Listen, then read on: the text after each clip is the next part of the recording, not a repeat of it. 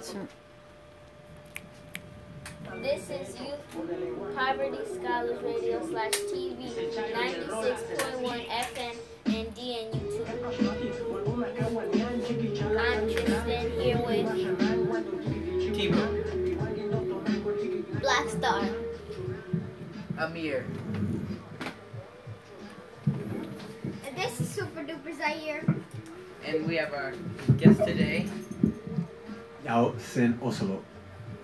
And so, Yao is a teacher at Decolonized Academy. He's our history teacher, but not just regular history that you hear, like, you know, in public schools, how they tell you about Columbus, how he colonized everything, and how all the Indians were okay with it. No, he tells us the real history about how we fought back and that they terrorized us and that they decimated us and they committed mass genocide on our people.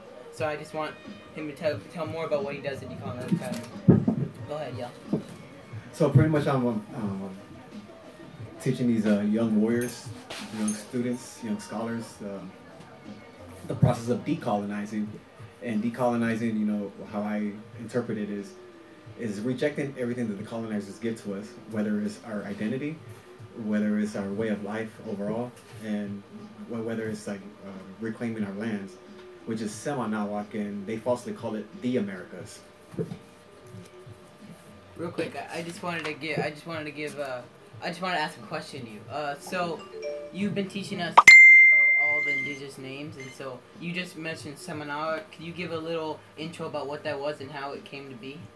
Well, it really started with the term Nikan Talaka, and how that came about is when the Spaniards came and encountered our Mexica ancestors. They asked our Mexica ancestors, "Who are you?" You know, the nerve to say "Who are you" in their own lands. And our Mexica ancestors replied with an honest answer. It's like, "Hey, we are people here," which is, you know, Nikan Talaka, and they were wondering, what does that mean? They didn't always identify as Nikan Talaka because we didn't need those terms, because we didn't have that type of issues. We just always consider ourselves people. So if you look at how all the indigenous, well, not all, but most indigenous people in Semanawak, how they identify themselves, they identify with themselves most likely as a people, as a person. For an example, the Navajo Dene, the Dene means the people, or what is falsely called Nez or Nez. They're actually Nimipu, which means the people in their language.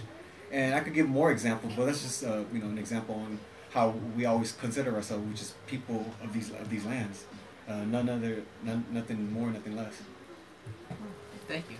I want to give up to Zion to say what her piece. Peeps,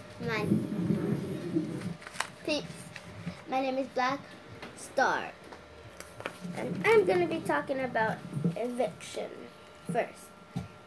In law, a homeowner cannot evict a tenant for discrimination. The problem is homeowners evict tenant over discrimination, and it's a problem because natives and people that came before are getting removed by their home, and it's not cool because they came before and now they're getting kicked out of their lands. Other homeowners don't accept them either.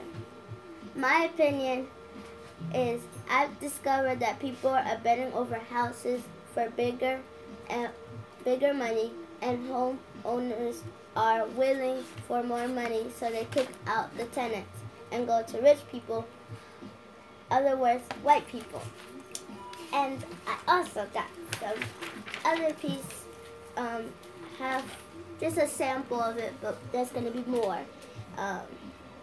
A giant iceberg has broken and it fell at Wendell Sea. The iceberg was floating down the thick ice sheet. The iceberg was the biggest iceberg recorded in history. Nobody got hurt and it collapsed in half. Thank you. Real quick, I just wanted to say the relevance of evictions that you were speaking about is because colonization, as what we were talking about in his history class, is the first form of eviction.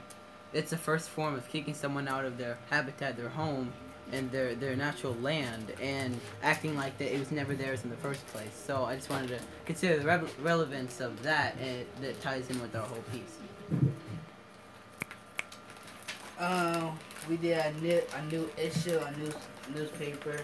It's called Poor Foods Kill More Poor People Than Guns.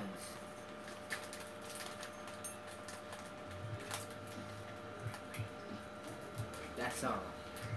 One of the things I want to say about that newspaper is that another form of colonization is the colonization of food. Because see, once you colonize, you have control over someone's food source. You have control over basically everything they do, because you have control over what they eat. Then you have control over how they live, their lifestyle, their traditions. People form traditions around food and how they eat it and how they get it. And that's just basically what that paper kind of glances upon. You could get more about that paper and about the articles in it on Poor Magazine, www.poormagazine.org. This is Youth Poverty. It's the dream. This is Youth Poverty Scholar Radio /TV. 96.1 FM and DN YouTube. I'm located at Decolonized Academy. Bam! Peace, y'all. It's the dream.